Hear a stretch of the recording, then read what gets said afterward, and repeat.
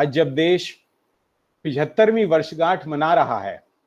आजादी की, मुझे लगता है कि हम जो आज हैं और आगे भविष्य में हम जो होंगे, हमारी आने वाली पीढ़ियां होंगी, वो सब हमारे उन पुरखों के बलिदान का, उनके संघर्ष का, उनके सपनों का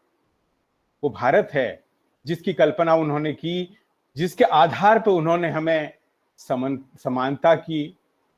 भ्रातृत्व की और स्वतंत्रता की ये एक बहुत बड़ी विरासत आज हमें उपलब्ध कराई है।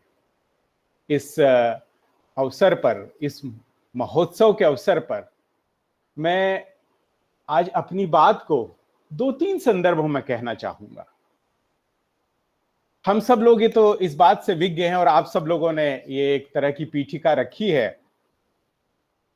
कि राष्ट्रीय आंदोलन एक बहुत सघन परतों वाला आंदोलन रहा है, एक सामाजिक रूपांतरण की प्रक्रिया रही है। ये दुनिया के जितने भी समाज में पिछली शताब्दियों में जो आंदोलन हुए हैं, सामाजिक आंदोलन हुए हैं, राजनीतिक आंदोलन हुए हैं, उनमें मुझे लगता है कि सबसे व्यापक, विशाल और बहुत गहराई तक प्रभाव डालने वाला आंदोलन रहा है, जिसने समाज के अलग अलग वर्गों को न केवल एक साथ समन्वित करने का प्रयास किया, बल्कि समाज को अलग अलग रूपों में रूपांतरित करने का और संस्कारित करने का भी प्रयास किया। इस नजरिए से मुझे लगता है कि भारतीय राष्ट्रीय आंदोलन एक बहुत महत्वपूर्ण घटना के रूप में या यूं कहें कि प्रक्रिया के रूप में, एक प्रोसेस, एक फिनोमेनन के रूप में सामने आता है। दूसरा जो मुझे इसकी जो खासियत लगती है, जो हमें इन 75 वर्षों बाद जिसको हम अनुभव करते हैं, कि इसमें अलग अलग विचारधाराओं के बहुत सारे लोगों ने, बहुत सारे समूहों ने, बहुत सारे व्यक्तियों ने, बहुत सारे वर्गों ने इसमें हिस्सेदारी की,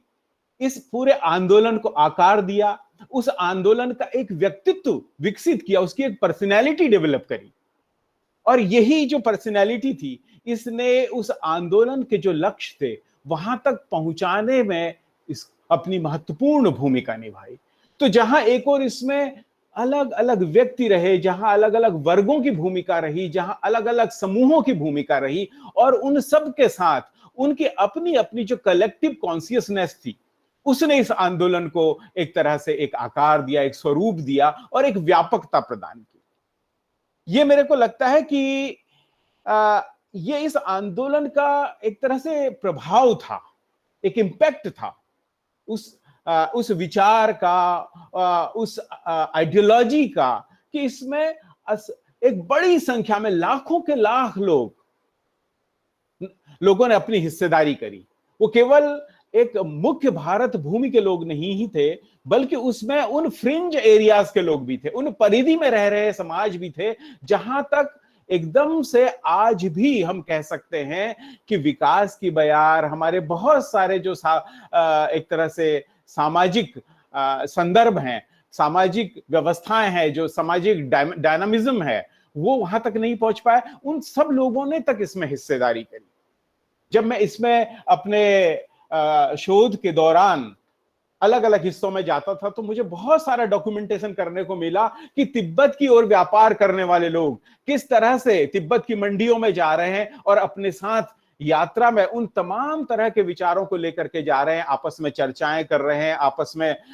उन मंडियों में बैठ करके बार बार ये जानने की कोशिश कर रहे हैं कि भारत में हो क्या रहा है, हम किस तरह से अपनी भूमिका को निभाएं। तो ये वो सारे एस्पेक्ट्स हैं जो एक तरह से भारतीय राष्ट्रीय आंदोलन को एक नया रूप देते हैं। जैसा प्रोफेसर कुकरेती ने कहा कि बहुत सारे हिस्से ऐसे हैं जिनके योगदान को सामने नहीं लाया जा सका, उन लोगों के योगदान को सामने नहीं हम ला पाए हैं जो हिस्टोरियन, या वो बातें हमारे इतिहास के पन्नों में बहुत व्यापक तरीके से सामने नहीं आई हैं। मुझे लगता है कि इस संदर्भ में यदि हम उत्तराखंड और उत्तराखंड की ही तरह हिमालय के बहुत सारे हिस्सों को देखें, तो ये स्थिति हमारे को सब जगह दिखाई पड़ती है कि हम पूरी तरह से अभी राष्ट्रीय आंदोलन को, उसकी गत्यात्मकता को, उसके डायनामिक्स को और उसकी जो जेनेसिस है, उसको हम पूरी तरह से नहीं समझ पाए हैं। और शायद यही कारण है कि हम जो समाज में एक तरह से जो मनुष्य की स्वाभाविक अभिव्यक्ति है कि वो उसके भीतर प्रतिरोध और प्रतिकार का जो एलिमेंट है, जो तत्व है, जब जब उसके सामाजिक जीवन में, जब जब उसके राजनीतिक जीवन में, जब जब उसके सांस्कृतिक जीवन में हस्तक्षेप किया जाता है, तब तक उसने, यदि वो उसको अस्वीकार करता है, वो उसकी जीवन पद्धति का हिस्सा नहीं है, तो वो ऐसे ऐसे हस्तक्षेप को नकारता है, उसको निगेट करता है, उसका प्रतिरोध करता है और उसका प्रतिकार करता है। और भारतीय राष्ट्रीय आंदोलन शायद इसी तरह के हस्तक्षेप के विरुद्ध एक तरह से लोगों का प्रतिकार था। दुनिया के जितने भी यदि हम सामाजिक राजनीतिक क्रांतियों को देखें, हमें इस समाज में, इस आंदोलन में की जो एक तरह से विशिष्टता दिखाई पड़ती है, जो इसकी यूनिकनेस है, वो ये दिखाई पड़ती है कि जहां दूसरे समाजों में, दूसरे हिस्सों में, विश्व में सैन्य क्रांतियों के माध्यम से, हिंसा के माध्यम से एक तरह से अपने अधिकारों की प्राप्ति की गई, सत्ताओं को परिवर्तित किया गया, भारतीय राष्ट्रीय आंदोलन की जो सबसे बड़ी विशेषता रही और जिसको मैं अपने उत्तराखंड के संदर्भ में भी देखता हूं, और यहाँ के लोगों की हिस्सेदारी और उनके विचारों को, उनकी मानसिकता को, उनकी जो सोशल साइके थी, उसको यदि मैं उनके स्टेटमेंट के माध्यम से समझने की कोशिश करता हूं, तो मुझे दिखता है कि ये अपने आप में एक बहुत ही अनोखे किस्म का आंदोलन था, जिसने तत्कालीन प्रचलित जो कानूनी ढांचा था, जो लीगल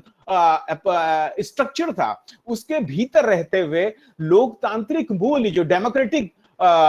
वैल्यूज थी, उनको मेंटेन करते हुए एक तरह से ऐसा नागरिक संघर्ष विकसित किया जो अपने आप में एक मिसाल कायम करता है। और एक तरह से ये उस सैन्य शक्ति के आधार पे प्राप्त होने वाली जो सत्ता थी, उससे बहुत ही अलग हट करके एक कलेक्टिव कॉन्शियसनेस का एग्जाम्पल सामने रखता है कि कैसे भारतीय समाज के अलग अलग हिस्सों ने, चाहे वो उत्तराखंड रहा हो, चाहे वो हिमाचल प्रदेश रहा हो, चाहे वो सिक्किम के आसपास के हिस्से रहे हों, चाहे वो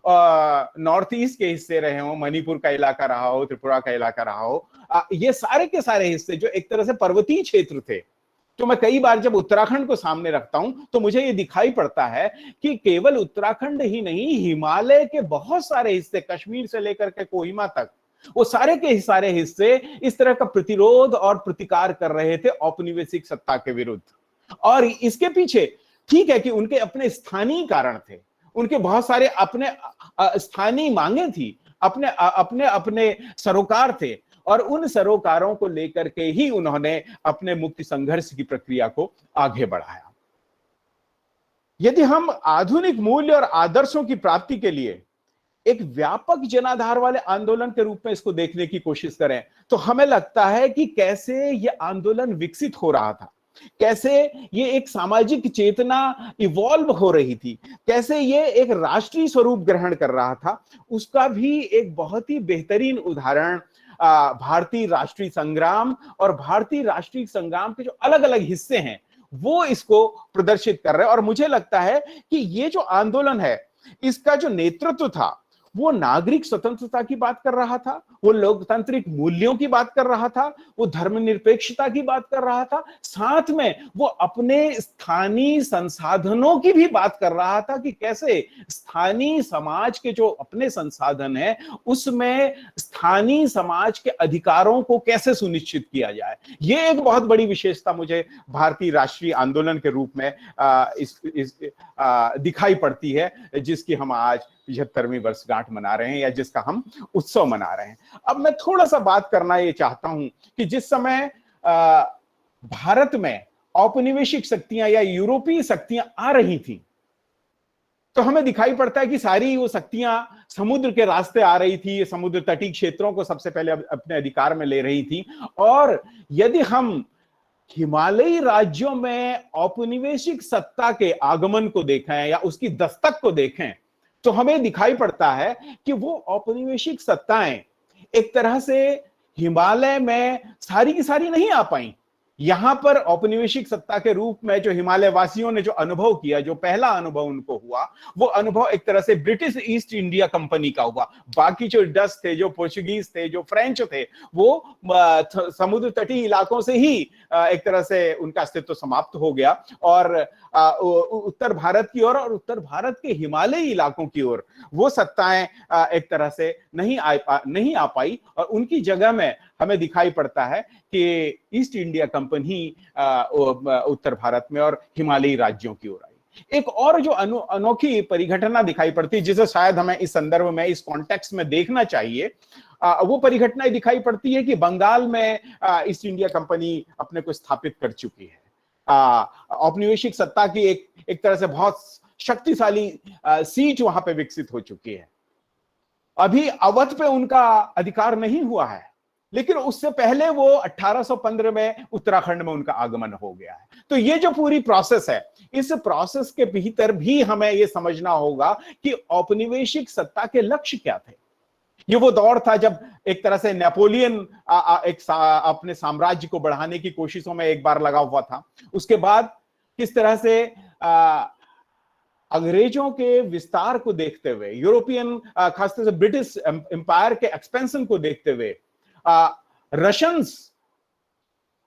ईस्टवर्ड अपना एक्सपेंशन कर रहे थे, तो वो एक तरह से एक और खतरे के रूप में अंग्रेजी साम्राज्य को दिखाई पड़ रहा था, क्योंकि यूरोपीय जो शक्ति संतुलन था, यूरोपीय जो संघर्ष थे, उनका प्रभाव भी भारत में औपनिवेशिक सत्ता के ऊपर पड़ रहा था और वो अपने फ्रंटियर्स को न केवल सुरक्षित रखना चाहती थी, बल्कि उसकी जो अपने नजरिया था यहां पे अधिकार करने का, यहाँ के संसाधनों को अपने अधिकार में लेने का, उन सब को सुरक्षित बनाए रखने के लिए वो इन क्षेत्रों को सीधे अपने नियंत्रण में लाने की कोशिश कर रही थी, और जिसका उदाहरण हमारे सामने एंग्लो अफगान वॉर के रूप में भी दिखाई पड़ता है, और जो पूरी परिणति उसकी बाद में हुई 1839 में, वो भी हमें दिखाई पड़ती है। और कहीं ना कहीं उसके वो जो अपेक्षाएं थी या उसका वो जो नजरिया था, वो इन इलाकों को अपने अधिकार में लेने के लिए एक तरह से एक्सेलरेशन का काम कर रहा था, त्वरा का काम कर रहा था। तो ये भी एक तरह से फैक्टर हमें दिखाई पड़ता है कि औपनिवेशिक सत्ता का हिमालयी क्षेत्रों में, पर्वतीय क्षेत्रों में आने का कारण, उसके पीछे उनकी नीयत, उसके पीछे उनकी पूरी अपनी रणनीति, वो सब तो थी ही। उसके अलावा स्थानीय स्तर पे जो बहुत सारी घटनाएं, परिघटनाएं हो रही थी, वो भी उसका एक तरह से परिणाम थी और उसके कारण थे। तो एक तरह से जो भारतीय राष्ट्रीय आंदोलन की जो पूरी धारा विकसित हो रही थी, उस धारा में ये तमाम तरह के समाज समूह, उनकी अपनी मानसिकताएं, उनके अपने स्थानीय कारण, उनके अपने अपेक्षाएं, वो सब के सब समाहित हो रही थी। और कुल मिलाकर के यदि मैं ये कहूं एक व्यापक संदर्भों में, तो ये जो भारतीय राष्ट्रीय संग्राम था या ये जो मुक्ति संघर्ष था, ये एक तरह से नीचे से विकसित नेशनलिज्म था, एक नीचे से विकसित राष्ट्रवाद था, नेशनलिज्म फ्रॉम बिलो जिसको हम बार बार कहते हैं। और उसी तरह से ये नेशनलिज्म फ्रॉम अबव भी था, जहां एक और स्थानीय काश्तकारों ने, जहां एक और स्थानीय मजदूरों ने, जहां एक और स्थानीय समाजों ने उस समय की जो शासन सत्ता थी, उसके जो नीतियां थी, उससे उनके स्थानीय संसाधनों पे जो अधिकार किए जा रहे थे, हस्तक्षेप किए जा रहे थे, उसके विरुद्ध विद्रोह की प्रक्रिया को आगे बढ़ाया, उससे अपनी असहमति व्यक्त की,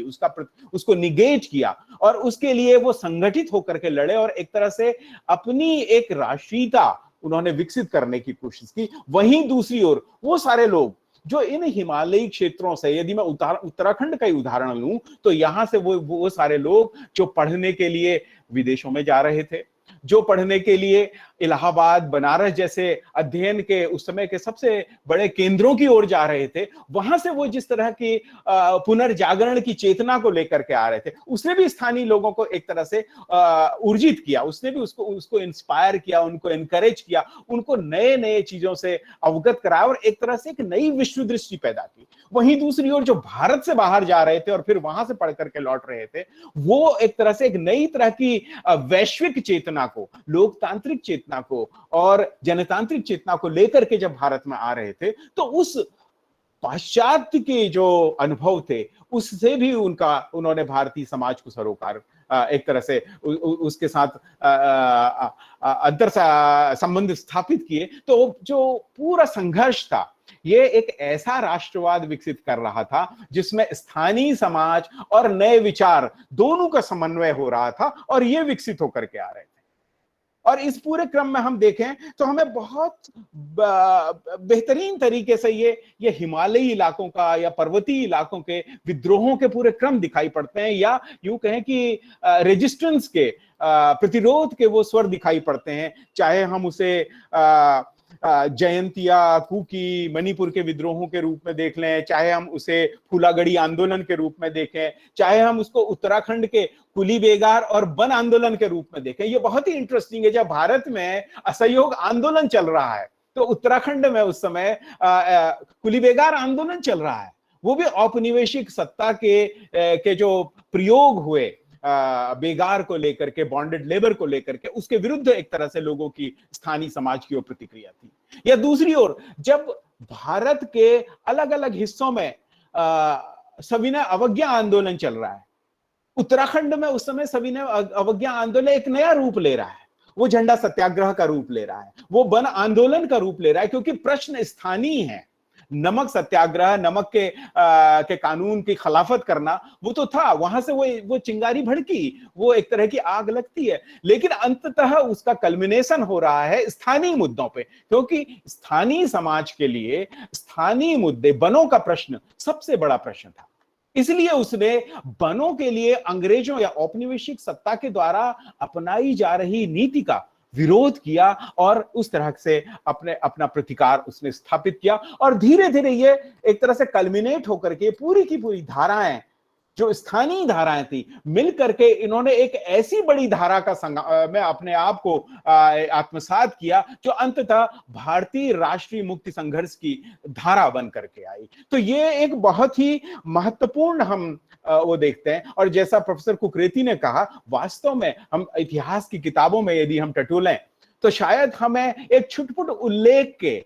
कि उत्तराखंड में किस तरह से भूमिका निभा रहे थे लोग, या किस तरह से आंदोलन हुए, इन छोटे संदर्भों के अलावा हमारे को भारतीय राष्ट्रीय आंदोलन के इतिहास में ऐसे दूरस्थ दुर्गम इलाकों का, या जो साइलेंट सेक्टर्स ऑफ मूवमेंट थे, उनके बहुत सारे जिक्र नहीं मिलते हैं, उन लोगों के बहुत सारे जिक्र नहीं मिलते हैं। जबकि गोविंद बल्लभ पंत जैसे व्यक्तित्व उत्तराखंड से निकल करके आया और भारतीय, स्थानीय से लेकर के प्रांतीय और भारतीय राजनीति में स्थापित हुआ। कॉमरेड पीसी जोशी जैसा व्यक्ति उभर करके आया, भारतीय राष्ट्रीय आंदोलन किया, भारतीय राजनीतिक आंदोलन की एक दूसरी धारा के सर्वोच्च शिखर तक पहुंचा। यहीं से निकल करके और धाराओं के लोग भी आगे बढ़े। हम देखते हैं कि चंद्र सिंह गढ़वाली जैसा व्यक्ति, जो पेशावर कांड का नायक रहा, उस पेशावर की घटना को हम सिविल डिसओबीडियंस मूवमेंट के रूप में, या पेशावर में एक तरह से जो खुदाई खिदमतगारों का जो आंदोलन हुआ था, या बादशाह खान के नेतृत्व में जो उन्होंने वो एक तरह से प्रोटेस्ट की थी, उसके साथ हम उसको इवॉल्व होता हुआ देखते हैं। लेकिन हमें ये नहीं दिखाई पड़ रहा है कि किस तरह से उस समय गढ़वाली सैनिकों ने, या और दूसरे जो देसी सैनिक पलटनें वहां पर थी, कैसे उन्होंने निगेट किया, और किस तरह से उस सत्ता को एक तरह से उसके आदेश को मानने से इनकार किया। तो ये शायद वो स्थानीय चेतना थी जो चंद्र सिंह गढ़वाली जैसे लोगों में, या गोविंद बल्लभ पंत जैसे लोगों में, या बैरिस्टर मुकुंदी लाल जिनका जिक्र अभी किया गया था, उनके भीतर ये चेतना गई थी। शायद वो स्थानीय चेतना जिस तरह से विकसित हो रही थी, उसी का वो परिणाम थी, उसी का वो प्रभाव था। मैं एक और जो बात यहां पे कहना चाहता हूं कि यदि हम उत्तराखंड में राष्ट्रीय आंदोलन के स्वरूप को देखें, उसके पूरे विकास क्रम को देखें, तो हमें 4 तरह की लहरें या 4 तरह के फेजेस उसमें दिखाई पड़ती हैं। पहली फेज तो है, मैं बहुत विस्तार में नहीं जाऊंगा क्योंकि वो विस्तार में जाने का तात्पर्य कि बहुत लंबा समय इसके लिए चाहिएगा। पहली जो शुरुआत हमें दिखाई पड़ती है कि अंग्रेजों का आगमन जो 1815 में ईस्ट इंडिया कंपनी के साथ हो रहा है, अगले 100 वर्षों तक, 1815 से लेकर के 1916 तक, एक तरह से उत्तराखंड छुटपुट घटनाओं को लेके अतिरिक्त आमतौर पर शांत रहा। उत्तराखंड में बहुत कोई बड़ी हलचलें नहीं हुई। उसका एक बहुत बड़ा कारण था, हालांकि अभी जिक्र किया गया कि 1857 के विद्रोह में भी यहाँ कुछ भूमिकाएं भागीदारी यहाँ निभाई गई। लेकिन मैं इतिहास की दृष्टि से उसको देखूं तो मुझे ऐसा लगता है कि इन 100 वर्षों में बहुत ज्यादा कोई हलचल या गतिविधि नहीं हुई। उसका एक बड़ा कारण था, उसका बड़ा कारण ये था कि उत्तराखंड में अभी तक जो सत्ता काबिज थी, जिसके अधीन लोग थे, वो गोरखाओं की शासन व्यवस्था थी। एक तरह से सैनिक सामंतशाही, जो मिलिट्री फ्यूडलिज्म था वो यहां पर कायम था, और उसको लेकर के कहा जा रहा था, आम अवधारणाएं थी, और लोक गीतों में, लोक कहावतों में उस समय का जो पूरा सामाजिक चित्रण हमें मिलता है वो ये दिखाता है कि बहुत ही शोषक और अन्यायपूर्ण व्यवस्था गोरखों के द्वारा स्थापित की गई थी। हालांकि बहुत सारे लोग उसको उस दृष्टि से नहीं देखते हैं और उससे इनकार भी करते हैं, लेकिन वो जो दमन का चक्र गोरखों ने चलाया था उससे इतना असहज आने वाले 25 वर्षों में, क्योंकि 1790 में गोरखों का यहाँ पे आगमन हुआ, 1805 में, माने अगले 15 वर्षों में वो कुमाऊं से गढ़वाल तक पहुंचे और उसके बाद कांगड़ा तक वो चले गए। तो एक तरह से उन्होंने न केवल कुमाऊं, नेपाल से कुमाऊं, कुमाऊं से गढ़वाल और गढ़वाल से हिमाचल तक के हिस्से को अपने अधिकार में ले लिया था। चूंकि अंग्रेजों का जो पूरा शासन व्यवस्था थी वो एक नए तरह का मॉडल लेकर के आ रही थी, तो गोरखों के अत्याचार, उनका अन्याय, उनका जो शोषक एडमिनिस्ट्रेशन था एक तरह से, उससे जो लोग परेशान थे वो चाहते थे कि किसी तरह से ये सत्ता यहां से हट करके अब नई जो सत्ता आ रही है उसको देखा जाए, उसके साथ प्रयोग किया जाए। तो ये एक तरह से पृष्ठभूमि थी जो औपनिवेशिक सत्ता के आगमन को विरोध के रूप में नहीं देख रही थी, बल्कि उसको एक तरह से वेलकम कर रही थी कि ठीक है, इस सत्ता को आपने हटा दिया है, आपका स्वागत है। और जिस तरह से उन्होंने रखा, अब एक बहुत महत्वपूर्ण बात यहां पर है कि ये जो औपनिवेशिक सत्ता थी इसके पास दो महत्वपूर्ण तर्क थे। पहला तो ये एक उस आइडिया को लेके आ रही थी जो औपनिवेशिक पूंजीवाद से भरा हुआ था, जिसके भीतर जो कॉलोनियल कैपिटलिज्म का जो पूरा आइडिया था गवर्नेंस का, वो उस मॉडल को वो लेकर के आ रही थी। दूसरा, उसने स्थानीय स्तर पर जो मान्यताएं थी, जो पारंपरिक गवर्नेंस के ढांचे थे, उन ढांचों पे हस्तक्षेप नहीं किया, बल्कि लोगों को कहा कि वो जिस तरह का प्रशासन चल रहा है उसी तरह का प्रशासन वो बनाए रखें। तो ये एक तरह से लोगों के लिए सहज था, क्योंकि स्थानीय जो अभिजन था, जो रूलिंग एलीट था, वो यही चाहता था, क्योंकि अभी तक सिर्फ सामंत और या यूं कहें कि गोरखा शासक और उनके बीच के जो अधिकारी थे वो, और तीसरा आम जनता के बीच में इंटरेक्शन हो रहा था, वो अपने उन लोगों के माध्यम से इसको वसूल कर रहे थे। यहां पर अब औपनिवेशिक सत्ता ने इसमें अपना कोई स्ट्रक्चर एकदम से स्थापित नहीं किया, बल्कि उसने स्थानीय संरचनाओं को ही बनाए रखा, कायम रखा, उसके माध्यम से ही अपनी प्रशासनिक व्यवस्थाओं को धीरे धीरे इनकलकेट करना शुरू किया। यही कारण रहा कि समूचा कुमाऊं, या यूं कहें कि ब्रिटिश कुमाऊं, जिसमें कुमाऊं और गढ़वाल का एक बड़ा हिस्सा, यदि हम टेहरी रियासत को उससे अलग कर दें, जिसे मैडम ने कहा कि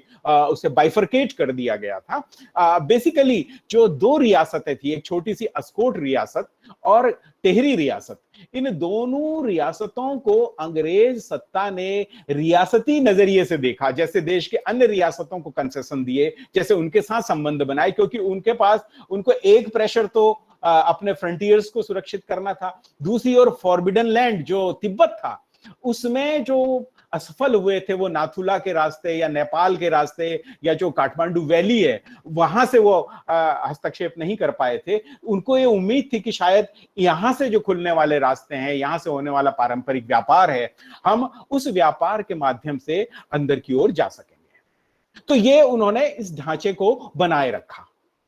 लेकिन धीरे धीरे हमें दिखाई पड़ता है कि अब आने वाले जो वर्ष थे 40-50 वर्षों तक, अब औपनिवेशिक सत्ता अपने जो पंजे थे उसको धीरे धीरे अंदर की ओर ले जाने की कोशिश कर रही थी, और उस पूरी प्रक्रिया में उन्होंने अब हस्तक्षेप करना शुरू किया। और हस्तक्षेप जैसे जैसे वो करने लगे, स्थानीय स्तर पे छुटपुट विरोध दिखना शुरू हुआ, और वो विरोध हमें एकदम से मुखर विद्रोह के रूप में नहीं दिखता है। पहला जो हमें उसके स्पंदन दिखाई पड़ते हैं, उसकी लहरें दिखाई पड़ती है, वो स्थानीय साहित्य में दिखाई पड़ती है। तो तत्कालीन जो कवि थे, जैसे गुमानी का बहुत जिक्र होता है, मोलाराम का जिक्र होता है, कृष्णा पांडे का जिक्र होता है, इनकी कविताओं में वो हमें एलिमेंट दिखाई पड़ता है। मैं एक कविता के माध्यम से आपको बताना चाहूंगा। जैसे कृष्णा पांडे लिखते हैं, कलकत्ता बटी आयो फिरंगी, जाल जमाल का बीजा बांधी लायो, फिरंगी राजा कली अवतार, आपन पाप ले और मार। ये जो फिरंगी राजा है, ये ऐसा कलयुग का अवतार है कि अपने तो पाप कर रहा है और उस पाप से ये दूसरे लोगों को भी मार रहा है। तो ये जो कविताएं रच रहे थे अब वहां के रचनाकार, वहां के साहित्यकार, उससे ये अंदाजा आता है कि वो समझने लगे थे। उनकी कॉन्शियसनेस में ये औपनिवेशिक सत्ता के जो इरादे हैं वो कहीं ना कहीं दिखाई पड़ रहे हैं। इसी तरह से गुमानी अपनी एक कविता में लिखते हैं, जो है जाली बड़ा सवाली, पापों से ना डरता है, लिखे बनाए तमस्सुक, झूठे गवाहों को धरता है, सो रिश्वत से डिग्री पावे, सच्चा रो रो मरता है, कहे गुमानी जुल्म फिरंगी, अमला तेरा करता है। तो ये जो शासन सत्ता आ रही है, उसका जो चरित्र इवॉल्व हो रहा है इन 40-50 वर्षों के भीतर, वो अब लिटरेचर में है। जो फोक लिटरेचर है, जो लोकल लिटरेचर है, चाहे वो स्थानीय कुमाऊनी गढ़वाली में लिखा जा रहा हो, चाहे वो नेपाली में लिखा जा रहा हो, क्योंकि नेपाली भी सहजता से बोली जा रही थी यहाँ पर, तो उन सब में हमें ये एलिमेंट दिखाई पड़ते हैं। और इसके बाद हम देखते हैं कि धीरे धीरे यहां पर भू कानून आ रहे हैं, भूमि व्यवस्थाएं होने लग रही है। पहली बार स्थानीय लोगों को यह समझ में आ रहा है कि इंडिविजुअल प्रॉपर्टी राइट्स क्या होते हैं। ट्रेल से लेकर के बैटन से लेकर के, बैकेट से लेकर के और एबर्टसन तक, जो लगातार हर 10 वर्ष में यहाँ पे लैंड सेटलमेंट हो रहा है, वो एक तरह से लोगों के भूमि पे अधिकारों को, लोगों के वनों पे अधिकारों को धीरे धीरे अब सीमित कर रहा है। लोगों को बता रहा है कि तुम्हारी प्रॉपर्टी इतनी है, बाकी प्रॉपर्टी अब स्टेट की है। तो एक तरह से वो समाज जिसके लिए अभी स्टेट की बाउंड्री या बाउंड्री जैसा कोई कॉन्सेप्ट नहीं था, वो पहली बार उसके समझ में आया। पहली बार 1815 के बाद उत्तराखंड के लोगों को यह समझ में आया कि महाकाली नदी या काली नदी के उस पार नेपाल देश है और इस पार भारत देश है। अदरवाइज वो एक तरह से सांस्कृतिक एक तरह से लैंडस्केप था, वो कल्चरल लैंडस्केप था, उसमें बाउंड्रीज नहीं थी। उनके वैवाहिक रिश्ते हो रहे थे, उनके आर्थिक संबंध बन रहे थे, उनके सामाजिक सांस्कृतिक संबंध बन रहे थे, उनके धार्मिक संबंध बन रहे थे। लेकिन औपनिवेशिक सत्ता ने पहली बार 1815 में जब ट्रीटी की, सिगौली की संधि की, तो उसमें एक लाइन ड्रॉ करी। वो लाइन एक तरह से उत्तराखंड के समाज कि जो सांस्कृतिक विस्तार था, जो सांस्कृतिक लैंडस्केप था, उसको भी उसने एक तरह से विभाजित कर दिया। तो ये एक तरह की बड़ी असहजता का, एक तरह से बहुत ही अनकंफर्टेबल सिनेरियो था, जिसको कि स्थानीय समाज स्वीकार कर पाता या उसको एक तरह से अंगीकार कर लेता। तो ये छोटे छोटे टुकड़े थे। फिर इसी के साथ जो गोरखों के समय पे जो बेगारी इवॉल्व हो रही थी, अंग्रेजों ने उसको और ज्यादा कहना चाहिए कठिन और सशक्त तरीके से अपनाने की शुरुआत की। तो जो बेगार का मसला था, यदि हम 1815 से लेकर के 1921 तक, जब बेगार उन्मूलन का आंदोलन अपने चरम पे पहुंचा, तो देखें तो हमारे को 1830 में, 1840 में, या यूं कहें कि 1857 के विद्रोह से पहले के उत्तराखंड में देखें तो अलग अलग हिस्सों में, अल्मोड़ा में, सोमेश्वर में, लोहाघाट जैसी जगहों में वो दिखाई पड़ता है कि लोगों ने अंग्रेजों को उनकी बैरक, उनकी छावनियों को बनाने के लिए, जो बेगार के लिए लोगों की मांग की गई थी अधिकारियों के द्वारा कि लोग, गांव के लोग आकर के यहाँ पे निःशुल्क श्रम करेंगे, लोगों ने उसको करने से इनकार कर दिया। फौज के लिए रसद पहुंचाने के लिए जो कुलियों की आवश्यकता थी, तो उन्होंने कुली उतार से मना कर दिया। उन्होंने कहा नहीं, हमें नहीं करना है। तो ये बता रहा है कि चाहे वो छुटपुट विरोध के स्वर थे, वो समवेत समन्वित स्वर तो नहीं थे, लेकिन छोटे छोटे स्वर थे जो अब धीरे धीरे उत्तराखंड में भी इवॉल्व हो रहे थे। और 1857 में हालांकि उत्तराखंड में इसको बहुत शांत माना गया और अंग्रेज अपने रिफ्यूज की तरह से इसको देख रहे थे, एक तरह से रिजॉर्ट की, सैनिटेरिया की तरह से इन इलाकों को देख रहे थे, चाहे वो मसूरी था, चाहे वो नैनीताल था, चाहे वो अल्मोड़ा था, क्योंकि अल्मोड़ा में कैंटोनमेंट स्थापित कर दिया गया था, लोहाघाट में कैंटोनमेंट स्थापित कर दिया गया था, लैंसडाउन गढ़वाल में कैंटोनमेंट स्थापित कर दिया गया था। तो यहां पर उनके कैंटोनमेंट थे और निचले मैदानी इलाकों में जहां पर विद्रोही बहुत ज्यादा एक तरह से उनके लिए चुनौती बन गए थे, तो वो अपने परिवारों को बचाने के लिए इन इलाकों में आए। तो इस तरह से तो हमें लगता है कि उत्तराखंड में आंदोलन नहीं दिख रहा है, 1857 का वो व्यापक स्वरूप नहीं दिख रहा। हालांकि यदि हम freedom struggle in UP volumes को देखें तो उसमें छोटे छोटे रेफरेंस मिलते हैं। वो रेफरेंस कैसे मिलते हैं, जो मैडम ने अभी एक जिक्र किया कालू मेहरा का, दरअसल लोहाघाट का वो इलाका जो जहां से कालू मेहरा आते हैं, वो पूरा इलाका माइग्रेट करता था, वो तराई के इलाकों में अपने जानवरों को लेकर के जाता था। उस पूरे दौर में उसकी जो सीमाएं थी, या तो वो बरेली के नवाब के उससे लगती थी या रामपुर के नवाब से एक तरह से के राज्य से उनकी वो सीमाएं लगती थी। जो विद्रोही फजलुल हक लगातार इस निचले एक तरह से तराई के इलाके में, जब पर्वतीय क्षेत्र के लोग अपने जानवरों के साथ चले जाते थे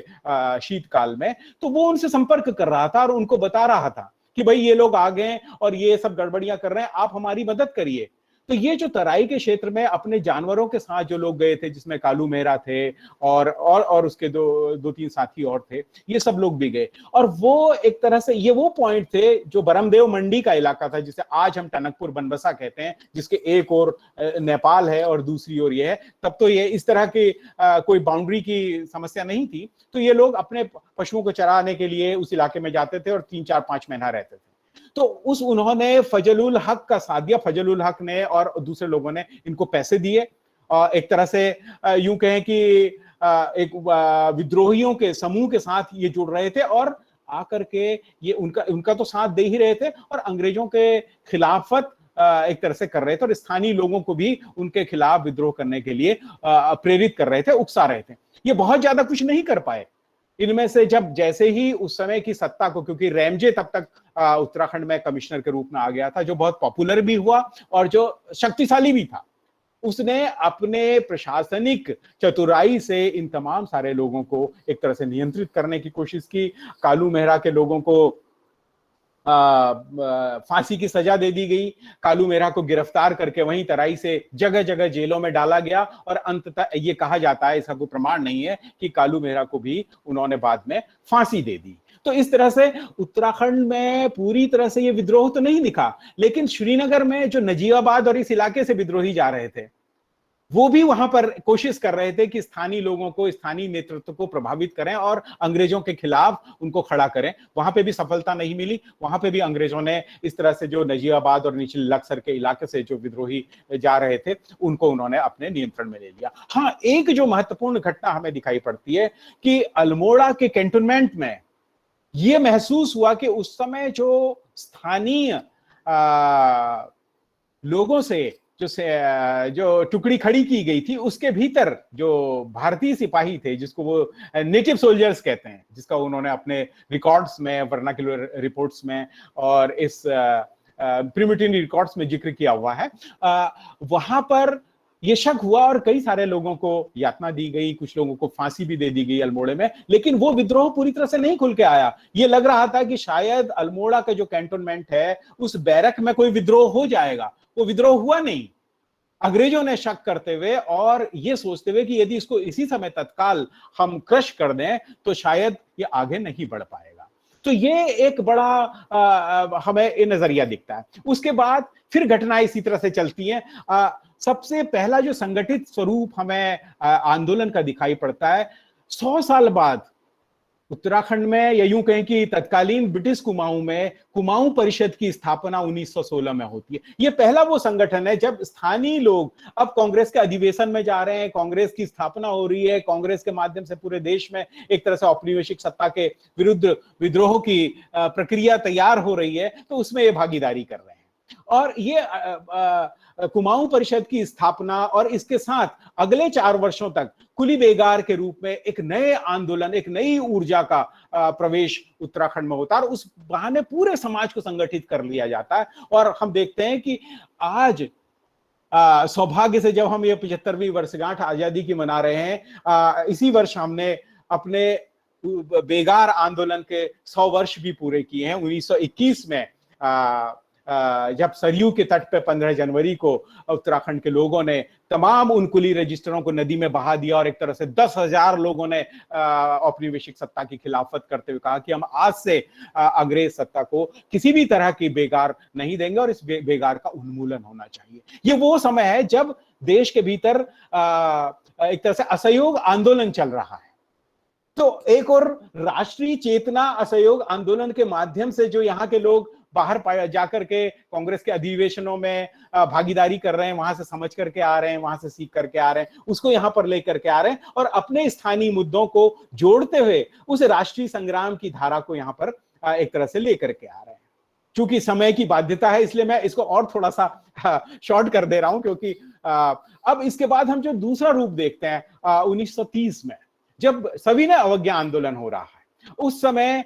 उत्तराखंड में वन का प्रश्न सबसे महत्वपूर्ण है, क्योंकि हम देखते हैं कि 1925 में एक तरह से वन पंचायतों के बनने की शुरुआत हो रही है, क्योंकि अंग्रेजों ने जब भूमि प्रबंध किया उसके बाद उनका सीधा सा हस्तक्षेप यहाँ के वनों के ऊपर आया, और वनों के प्रबंधन की प्रक्रिया शुरू हुई। और वनों के प्रबंधन का मतलब था कि स्थानीय समाज की जो दैनंदिन जीवन था, उसकी जो फेल्ट नीड्स थी, उस पर सीधा सीधा हस्तक्षेप, क्योंकि उनको अपने पशुचारण के लिए वनों की आवश्यकता थी, उनको अपनी रसोई के लिए वनों की आवश्यकता थी, उनको अपने घरों के निर्माण के लिए वन की आवश्यकता थी। एक तरह से वन उनके जीवन का आधार था, एक तरह से उनके लिए प्राणवायु थी, प्राण तत्व था। तो इसलिए उत्तराखंड का समाज वनों को से किसी भी तरह का समझौता नहीं कर सकता था। तो एक तरह से कुली बेगार आंदोलन खत्म हुआ, तो उसके साथ ही वन सत्याग्रह की भी शुरुआत हो गई। और ये शुरुआत जब अंग्रेजों को लगा, जब जंगलों में आग लगने लगी और प्रशासनिक अमला उसको नहीं बुझा पा रहा था, उस फॉरेस्ट फायर को, तब लोगों से कहा गया, तो लोगों ने कहा भाई, जो हमारे वन है ही नहीं, जब ये राज्य कह रहा है कि हमारे वन है, तो फिर हमारी कोई जरूरत क्या है, हमारी तरफ से जलते रहे। तो खैर किसी तरह से ये समझौते हुए और एक नया फॉर्मूला, एक नया इंस्टीट्यूशन डेवलप किया, जो आज देश में बहुत चर्चा में आता है, जिसको वन पंचायत कहा जाता है, फॉरेस्ट पंचायत। ये उसी आंदोलन और उसी प्रक्रिया का परिणाम था। और अंततः 1930 में आकर के जब वन सत्याग्रह हुआ, उसके बाद वनों के अधिकार और लीगली, वैधानिक रूप से, विधिवत रूप से वन पंचायतों के अस्तित्व को स्वीकार करते हुए स्थानीय समाज को उनकी कॉमन्स के लिए, उनकी जो वन भूमि थी उस पे उनके अधिकार दिए गए, उनके जो अपने इजिमेंट्री राइट्स थे, जो उनके नेचुरल राइट्स थे, उनको स्वीकार किया गया। तो एक तरह से औपनिवेशिक सत्ता का ये दूसरा विरोध था। जो तीसरा विरोध हमें दिखाई पड़ता है, मैं और विस्तार में अभी नहीं जाऊंगा, वो हमें व्यक्तिगत सत्याग्रह के रूप में दिखता है कि यही जो मसले थे ये धीरे धीरे आगे बढ़ रहे थे। और एक बड़ी महत्वपूर्ण घटना जब वन सत्याग्रह चल रहा, उससे पहले उत्तराखंड में जो हमें दिखाई देती है, वो गांधी का आगमन था। यूं तो गांधी 1915-16 में एक बार हरिद्वार और देहरादून तो आ चुके थे, लेकिन वो उस तरह से पूरे उत्तराखंड का हिस्सा नहीं दिख रहा था। वो मेरठ कमिश्नरी में था, और वो अभी पर्वतीय इलाके नहीं थे। पर्वतीय इलाकों में पहली बार गांधी का आगमन 1929 में जून के महीने में नैनीताल में हुआ, और यहां पर गांधी रहे। फिर 1931 में गांधी आए। जब 1929 में गांधी यहां पर आए, तो उन्होंने किसानों के नाम यहां से एक अपील की, वो बड़ी इंपॉर्टेंट थी। जब वो देश के किसानों को भी अपील कर रहे थे, तो स्थानीय समाज को भी, स्थानीय काश्तकारों को भी उन्होंने कहा, और एक तरह से उनके चारों ओर जो लोग अभी तक कांग्रेस के अधिवेशन में जाकर के बेगार आंदोलन के लिए उनसे कह रहे थे कि एक बार आकर के हमारे समाज को आप एड्रेस करिए और उनको थोड़ा प्रेरित करिए, तो गांधी ने कहा आप बस मेरा संदेश दे दीजिए कि नहीं, आपको बेगार नहीं देनी है। शायद उसका प्रभाव था कि लोगों की कॉन्शियसनेस में ये तत्व आया कि हमें अब विरोध करना है। आज गांधी अब उत्तराखंड में थे, और इसका एक जो सबसे महत्वपूर्ण पक्ष हमें दिखाई पड़ता है, वो पक्ष ये दिखाई पड़ता है कि गांधी का आगमन एक तरह से हमारे को महिलाओं की भूमिका को उसमें बांटता है। पहली बार हमें गांधी के आगमन के साथ उत्तराखंड में महिलाओं का सत्याग्रहों में भागीदारी करना, जलूसों में भागीदारी करना, ये दिखाई पड़ता है। तो गांधी के आने से महिलाएं जो अभी तक सामने नहीं आ रही थी, जो घरों में थी, वो जरूर है कि घर में रह करके परिवार को संभाल रही थी, आंदोलनकारी जब जेल में जा रहे थे उनको संभाल रही थी, उनके परिवार को देख रही, उनके अनुपस्थिति में अपने घर की आर्थिकी को संभाल रही थी। वो महिलाएं अब पहली बार खुल करके पब्लिक फोरम पे आ रही थी, पब्लिक प्लेटफॉर्म पे आ रही थी। तो ये महिलाओं का पर्दे से निकल करके बाहर आना था और एक तरह से सामाजिक सरोकारों के साथ जोड़ना था। और इसी के साथ हमें महिलाओं के प्रश्न, पहली बार दलितों का प्रश्न, ये उभर के आता हुआ दिखता है। तो गांधी के आने के बाद बहुत सारी घटनाएं ऐसी दिखाई देती हैं जो आकर के नए नए प्रश्नों को खड़ा करती हैं। तो एक तरह से ये जो आंदोलन था, और उसके बाद 42 में जाकर के हमें दिखाई पड़ता है कि किस तरह से वो, जिसका जिक्र हमारे तिवारी जी ने कहा था कि जो फर्स्ट वर्ल्ड वॉर में जो सैनिक वहां पे गए थे और एक तरह से वो अंग्रेज सेना के सहायता के लिए जा रहे थे, इंडियन सोल्जर्स थे। अफगानिस्तान में जो सबसे ज्यादा मारे गए थे उसमें यूपी के ही लोग थे, यूपी और बिहार के लोग थे, जो एक तरह से ब्रिटिश नेटिव इंडियन आर्मी थी। तो ऐसे ही उत्तराखंड के बहुत सारे जो लोग भागीदारी कर रहे थे, चंद्र सिंह गढ़वाली भी उनमें से एक, आप एक उदाहरण के रूप में ले सकते हैं कि शायद उन सब जो एक्सपोजर था उनको, उसी का ये परिणाम हुआ कि उन्होंने जब वो लौट करके आए तो वो जो चेतना थी वही चेतना उनको प्रभावित करती रही और अंततः वो राष्ट्रीय संग्राम के अपने अपने इलाके में उसके झंडा बरदार बने। तो एक तरह से वो सैनिक, जिसमें से चंद्र सिंह गढ़वाली एक तरह से तमाम यात्राएं करता हुआ अंततः वामपंथी विचारों की ओर चला गया, और दूसरे सैनिक चले गए, बहुत सारे सैनिक आईएनए में चले गए। इस तरह से उत्तराखंड में न केवल सैनिकों ने बल्कि स्थानीय समाज ने, स्थानीय पत्रकारिता ने, और एक बड़ी महत्वपूर्ण भूमिका जिसका मैं जिक्र करना भूल गया कि इस पूरे इस कॉन्शियसनेस को इवॉल्व करने में जो प्रमुख भूमिका रही वो उन साहित्यकारों के साथ साथ स्थानीय पत्रकारिता की भूमिका रही, जिसने एक तरह से यहाँ पर सामाजिक चेतना को आगे बढ़ाया। सबसे पहले 1868 में समय विनोद नामक एक अखबार प्रकाशित हुआ जो हाथ से लिखा जा रहा था। उसके बाद अल्मोड़ा अखबार आया। अल्मोड़ा अखबार ने शुरू में एक अपनी सामान्य भूमिका रखी, लेकिन धीरे धीरे वो आक्रामक होता चला गया, और जैसे ही वो आक्रामक हुआ और इधर रॉलेट एक्ट आया, उस अखबार को बंद कर दिया गया, अंग्रेजों ने उसके ऊपर पेनल्टी लगा दी। उसके संपादकों ने फिर शक्ति के नाम से दूसरा अखबार निकाला, कर्मभूमि, गढ़वाली, समता, ये तमाम तरह के अखबार आए जो एक तरह से न केवल राष्ट्रीय चेतना को स्थानीय समाज को दे रहे थे, बल्कि स्थानीय सामाजिक मुद्दों को व्यापक तरीके से उठा करके राष्ट्र के सामने या राष्ट्रीय नेतृत्व के सामने भी रख रहे थे। तो इस तरह से उत्तराखंड में जो राष्ट्रीय आंदोलन है उसके हम तीन महत्वपूर्ण पक्षों को देखते हैं, तीन तत्वों को उसमें समाहित होता हुआ देखते हैं। एक ओर औपनिवेशिक सत्ता का आगमन, उसकी नीतियों का विरोध, और दूसरी ओर सामूहिक चेतना का विकास जो पत्र पत्रिकाओं के माध्यम से विकसित होकर के आ रहा है। और जो तीसरा तत्व था, इसी ने आगे जाकर के फिर जो प्रजामंडल आंदोलन थे, जो भारत की रियासतों में चल रहे आंदोलन थे, उन आंदोलनों को भी एक तरह से ऊर्जा दी, चाहे वो भारतीय राष्ट्रीय आंदोलन ने कश्मीर के संदर्भ में दी हो, या कि टिहरी के संदर्भ में प्रजामंडल आंदोलन के लिए नागेंद्र सकलानी या सुखदेव समन को दी हो, या कि फिर हिमाचल प्रदेश के प्रजामंडल आंदोलन के रूप में दी हो। तो इस तरह से भारतीय राष्ट्रीय आंदोलन समूचे भारत के मुक्ति संघर्ष की प्रक्रिया का व्यक्तित्व विकसित करने में एक तरह से सफल रहा, और उस सफलता के पीछे ये तमाम धाराएं थी जो परिधि से केंद्र की ओर आ रही थी और केंद्र को एक तरह से मजबूत कर रही थी। तो मुझे लगता है कि आज आजादी के इस अमृत महोत्सव के बहाने हमको वास्तव में इस अमृत को सामने लाना चाहिए कि भारत के उन असंख्य लोगों ने, जो अनसंग हीरोज हैं, वो जो अनसंग एरियाज हैं which are not identified or were overlooked or ignored, can come to the focus of the people. I think I have taken too much of time. I am thankful for giving me this opportunity. So I conclude my